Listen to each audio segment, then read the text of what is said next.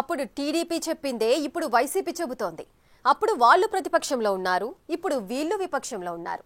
ఒకే అంశంపై రెండు పార్టీల నేతలు చేస్తున్న విమర్శలు, ఆరోపణలు లోకల్ రాజకీయాల్లో కాకరేపుతున్నాయి. నెల్లూరు రాజకీయమంతా ఇప్పుడు మైనింగ్ చుట్టే తిరుగుతోంది. ప్రభుత్వాలు మారినా ప్రతిపక్ష పార్టీలు మైనింగ్ అంశం మీదే పోరాటం చేస్తున్నాయి. చాలా రోజుల గ్యాప్ తర్వాత మాజీ మంత్రి అనిల్ కుమార్ యాదవ్ తెర మీదకు రావడం హాట్ టాపిక్ గా మారింది. ఎన్నికల ఎపిసోడ్ ముగిశాక పెద్దగా కనిపించకుండా పోయిన అనిల్ ఒక్కసారిగా మీడియా ముందుకెందుకొచ్చారు? ఎంపీ వేమిరెడ్డి ప్రభాకర్ రెడ్డిని ఎందుకు టార్గెట్ చేశారు? అనిల్ విమర్శలు, ఆరోపణలకు వేమిరెడ్డి నుంచి ఎలాంటి రియాక్షన్ ఉండబోతోంది?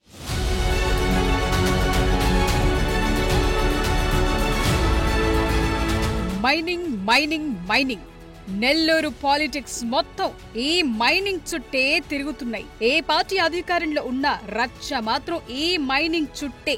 నెల్లూరు జిల్లాలో సైదాపురం, గూడూరు, పొదలకూరు మండలాల్లో అనేక మైనింగ్ క్వారీలున్నాయి. వీటిలో కోట్ల విలువైన క్వార్ట్జ్, పల్స్ఫర్ లాంటి విలువైన ఖనిజాలున్నాయి. వైసీపీ అధికారంలో ఉన్నప్పుడు, కూటమి అధికారంలోకి వచ్చిన తరువాత కూడా ఈ విలువైన ఖనిజాలు అక్రమంగా తరలుతున్నాయని ప్రతిపక్షాలు పోరాటాలు చేస్తున్నాయి. రాష్ట్రంలో ఏ పార్టీ అధికారంలో ఉన్నా ఈ పోరాటాలు మాత్రం కామన్ గా జరుగుతున్నాయి. కేవలం పోరాటం చేసేవాళ్లు మాత్రమే మారుతున్నారనే చర్చ జిల్లాలో జరుగుతోంది. దాంతో నెల్లూరు రాజకీయమంతా ఎక్కువగా ఈ అక్రమ మైనింగ్ చుట్టే తిరుగుతోందనే వాదనలు వినిపిస్తున్నాయి.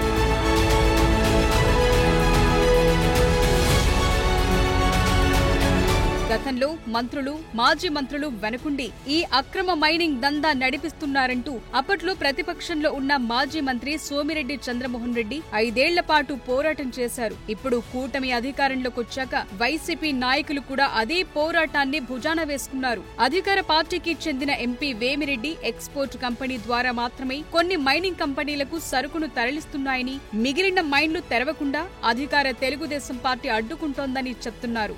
దీనివల్ల వేలాది కుటుంబాలు ఉపాధి లేక రోడ్డున పడుతున్నాయని వైసీపీ నేతలు ఆరోపిస్తున్నారు. తెలుగుదేశం అధికారంలోకొచ్చినప్పటి నుంచి వైసీపీ నేతలు ఈ మాట చెప్తున్నా అధికార పార్టీ నేతలు పట్టించుకోలేదన్న చర్చ సాగుతోంది.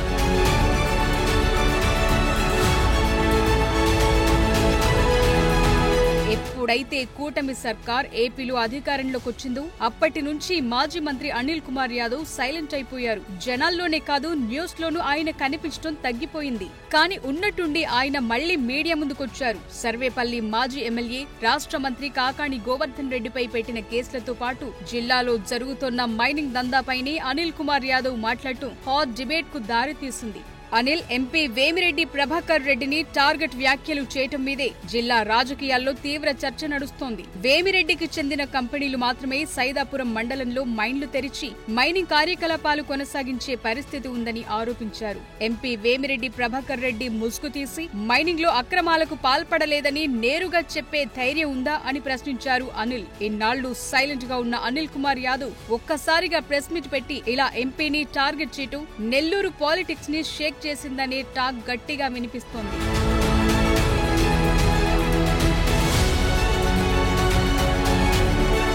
నెల్లూరు జిల్లాలో జరుగుతున్న అక్రమ మైనింగ్ పై ఎంపీ వేమిరెడ్డి సమాధానం చెప్పాలని డిమాండ్ చేశారు మాజీ మంత్రి అనిల్ కుమార్ యాదవ్. అవసరమైతే సామాన్య ప్రజల తరపున పోరాటం కూడా చేస్తామన్నారు. మాజీ మంత్రి కాకాణిపై అక్రమ కేసు పెట్టారని, కూటమి ప్రభుత్వం వచ్చాక మైనింగ్ మాఫియా అరాచకాలు పెరిగిపోయాయని ఆరోపించడం రాజకీయ వర్గాల్లో కాకరేపుతోంది.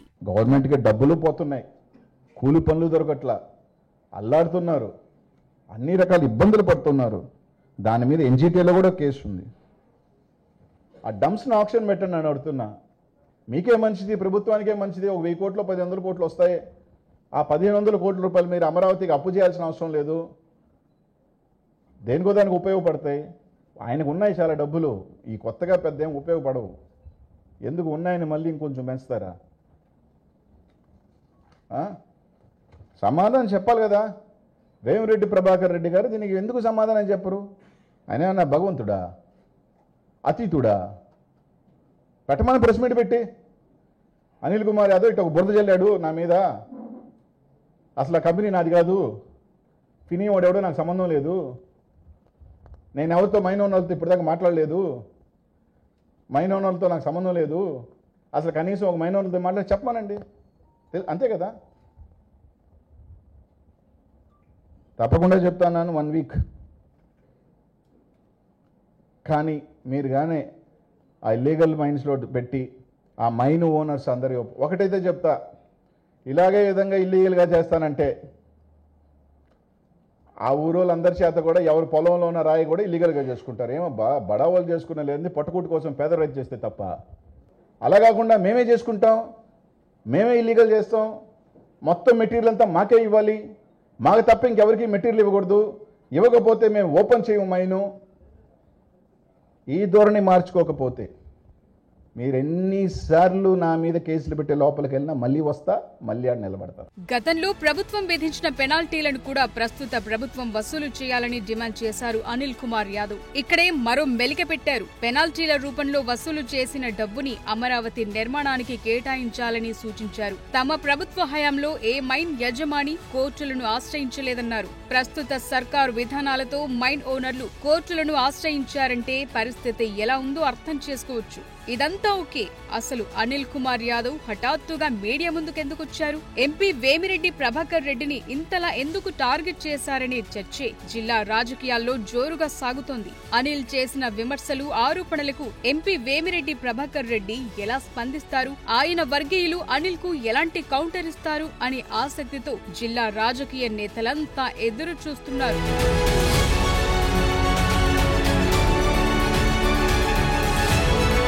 కోట్ల రూపాయల ఆదాయాన్ని సంపాదించి పెట్టే మైనింగ్ దందా కావటంతో అందరి అటెన్షన్ ఇప్పుడు ఈ అంశం మీదే ఉంది. గత ప్రభుత్వంలోనూ అక్రమాలు జరుగుతున్నాయనే ఆరోపణలు వచ్చి ఇప్పుడు కూడా అక్రమాలు కొనసాగుతున్నాయనే ఆరోపణలతో ఎప్పుడు ప్రతిపక్ష పార్టీలు గగ్గోలు పెట్టడం సామాన్య జనాల్లోనూ ఆసక్తి రేపుతోంది. నెల్లూరు జిల్లాలో జరుగుతున్న ఈ మైనింగ్ పాలిటిక్స్ మొత్తం ఆంధ్ర పాలిటిక్స్ ని ఆకర్షిస్తున్నాయి. ఇంకొందరు బడా లీడర్లు కూడా మైనింగ్ దందా చేస్తే ఎలా ఉంటుందనే ఆలోచనలో పడ్డారనే టాక్ వినిపిస్తోంది. ఏదేమైనా స్తబ్దుగా ఉన్న మైనింగ్ అంశం అనిల్ కుమార్ యాదవ్ ఎంట్రీతో ఒక్కసారిగా హీటెక్కింది. దీనికి అధికార పార్టీ నుంచి ఎలాంటి కౌంటర్ వస్తుందనేది జిల్లా రాజకీయాల్లో ఇంట్రెస్టింగ్ గా మారింది.